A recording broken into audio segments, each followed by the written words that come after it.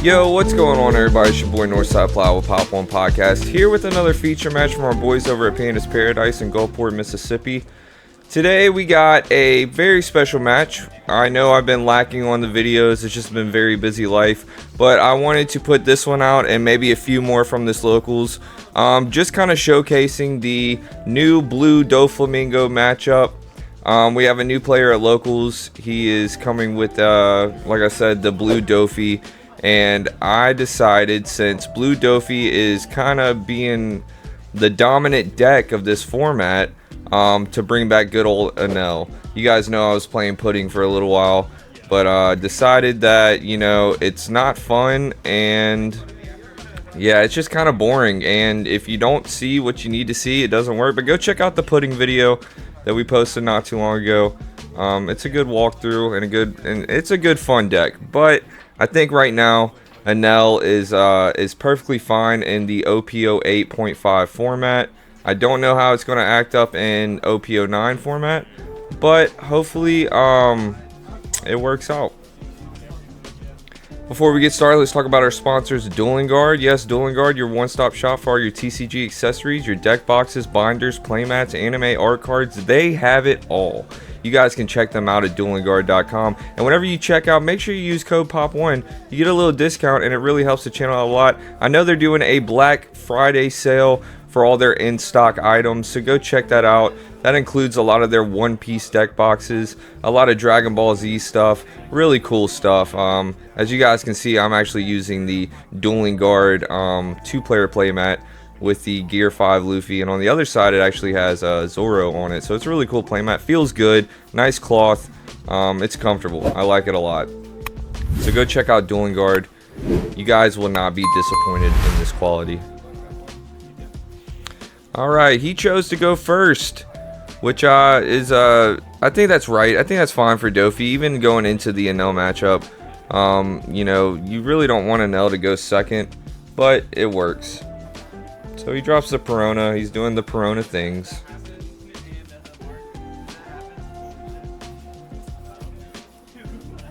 And he decides to bottom deck.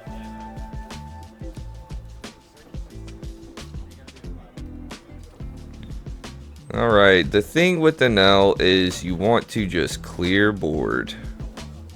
Starve him out as much as you can, but clear the board. I think there was a few times in this match I would have done things a little differently, but we'll just see how it turns out.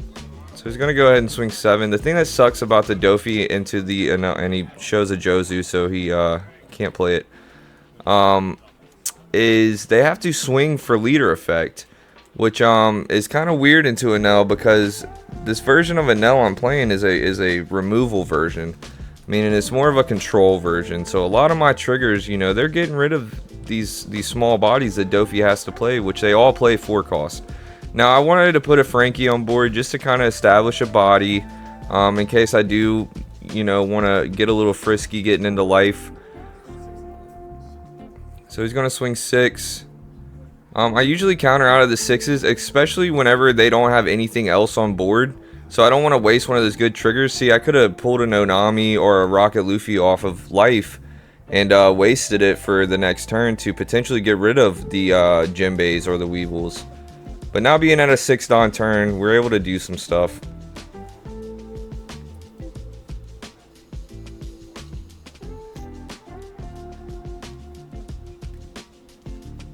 We'll play the Gadatsu, get rid of the Weevil. That 6k body kind of hurts sometimes. I would rather get rid of the 6k body over the 5k body all day.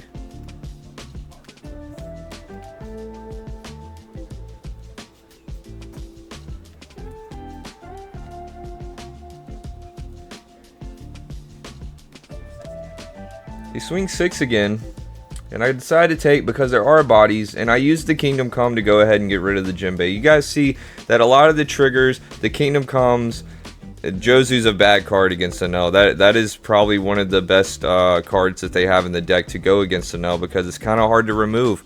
The only cards that I think can remove it will be Yamato and Kingdom Come. But going back to it, you play the Gadatsu, the Vega Nami, the Rocket Luffy. There's all types of removal, and this deck is kind of built for Dofi. And pretty much any aggro deck. I mean, it's good against the Calgara. It's decent against the Animal Zoro.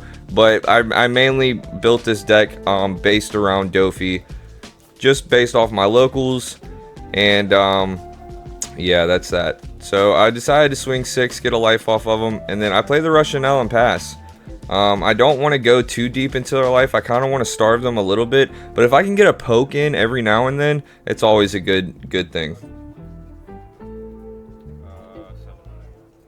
I'm chilling with 7 in hand at the moment. And he's at his 9 Dawn turn.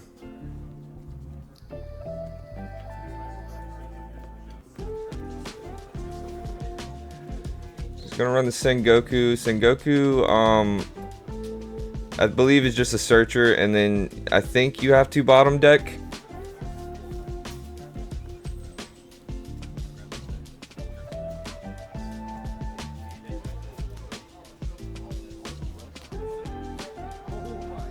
When you see them grabbing a Jinbei, it's always scary, because Jinbei's effect is just basically play this and then play a 7 Warlords from your hand. So he's gonna Pudding me, which is a very good card against Enel. In my opinion, if you're playing Dofi going against Enel, anytime they're even at 6 cards, go ahead and play that Pudding. But 7, 8 cards is kind of the sweet spot. If they're over 8 cards, you definitely have to Pudding, because they are stacking counter and they have all the bosses that they need to see.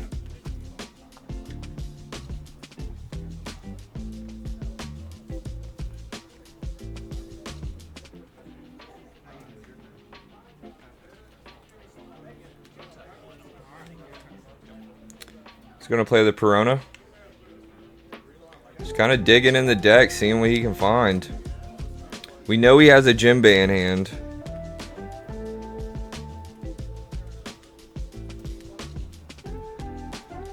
So he's gonna stack it up.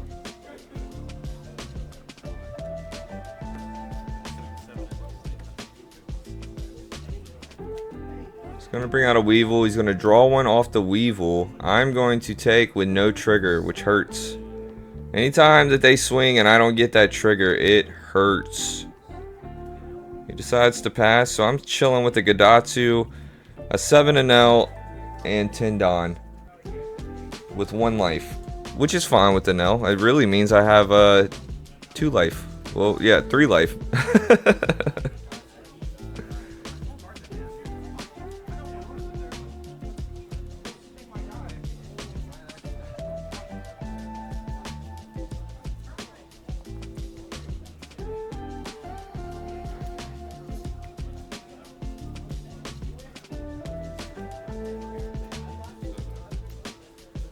So my thing here is, like, I know they're gonna counter out of these attacks, and which is fine, you know. Let's get some cards out of hand, and that's my whole thing. When I see Dofi with a lot of cards, I know they have counter, so let's go ahead and swing at board and either get rid of cards if they get rid of them, or counter out. I wanted to get rid of the whole thing about the deck, like I said, is to get rid of board as much as possible. If I don't have to swing at life, I don't have to swing at life. And right now, the only threats that I really see are the Jozu and potentially the Pudding. The 2 searchers, you know, they can put a bunch of Dawn on them and get a swing off, of course. But majority of the time, they're not going to do that. Unless it's like a game-ending deal. Which right now, it possibly could be. But with me being at 6 in hand and 2 life, Enel is a very sketchy thing to deal with. Because I have a lot of counter in the deck. And I also have some crazy triggers.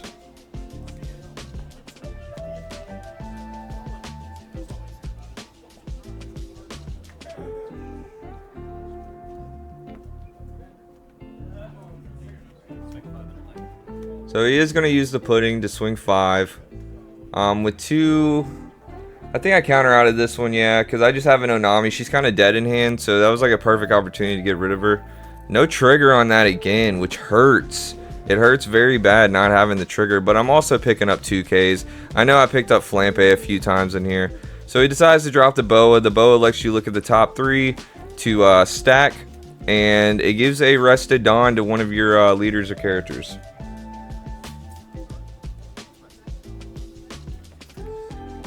I think he puts on, yeah, he puts on Jozu.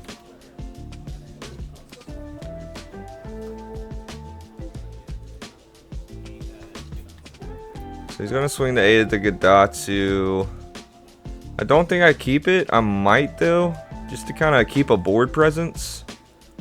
Yeah, we'll use that Zero Cows in that Kingdom Come, because I don't think he plays the Kaido. The only reason you would hold the Kingdom Come is for the Kaido.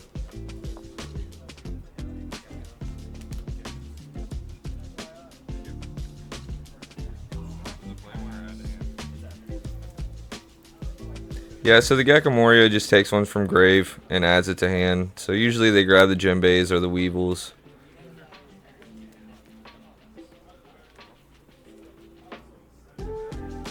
So back to Tendon. I still have my board. And I believe he's at 3 life.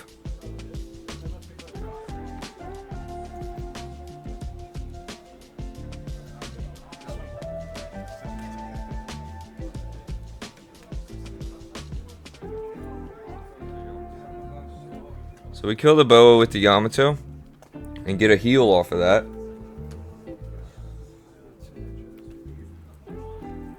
The ace is always clutch, baby. That ace is my favorite card in the whole game. I love it so much.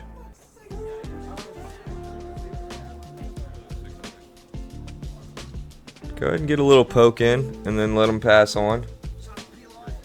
Keeping my other monsters active just so, you know, they have to be removed by effects instead of being KO'd. And he might actually do that, I think, one time. I know I played 2 Dofis this night, so he might pull a Red Rock or something like that. I'm not sure.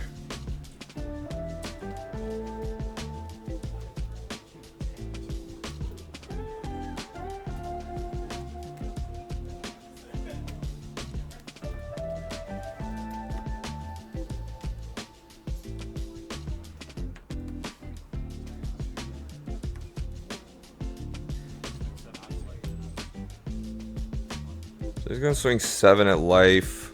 I'm probably gonna counter out of that. That way I know for sure because they don't play rush. If they have 4 bodies on board, and you can counter out of the first one, just go ahead and counter out of the first one. That way they're not getting too aggressive with the rest of their plays, and that way you don't have enough counter. So he's gonna play the Buggy. Now you guys got to remember that Buggy only lets you top deck. So do not let your opponent put him at the bottom. I had to make sure. And shout out to Breathy for reminding me that. We've done a lot of testing with Enel and Dofi. He's playing Dofi, obviously. And he was one that he said make sure you know that, because a lot of people will try to cheat that out. Not saying that my opponent was or anything. He legit didn't know. But it was a good call to make sure that he didn't bottom deck the cards when you can only top deck with the Buggy. He's gonna play a Jozu.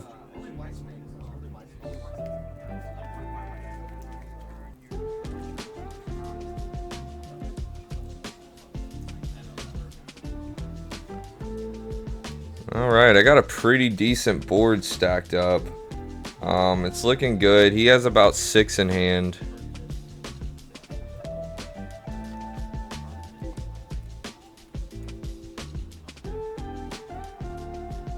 And this is where it gets kind of difficult, because you're like, okay, do I have game, which I have powerful bodies on board, full Tendon. We might just poke around a little bit.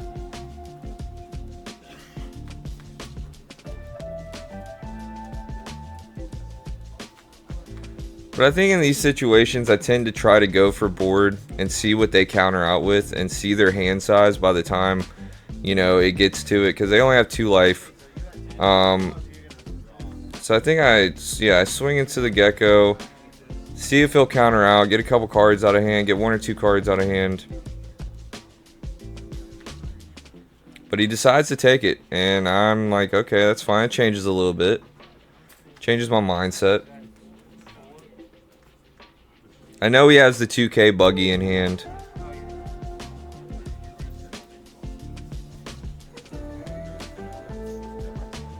So we're going to swing big.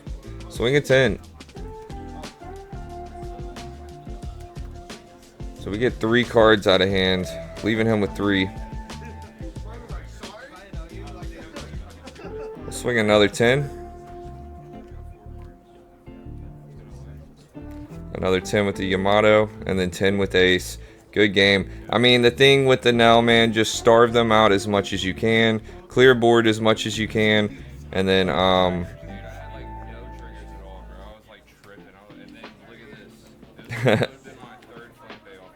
yeah, I kept pulling them flampeys. Haven't, you know, the flampeys aren't bad, but just keep seeing them whenever you want to see other things. It sucks. But yeah, man, great game. Shout out to my opponent. He's new, and I'll get his name down soon. Sorry if I forgot your name, man. But you know, he's been coming around, and a new guy to locals, and he's actually decent. This is our second game playing, and he beat me the first time with Dofi. So we are tied now. So I can't wait to play him again and see what happens. All right, guys, make sure you guys like, comment, and subscribe. We'll be having more videos coming out soon. And shout out our sponsors, Dueling Guard, one more time. Be sure to check them guys out. Code POP1 at checkout. See you guys soon. Peace.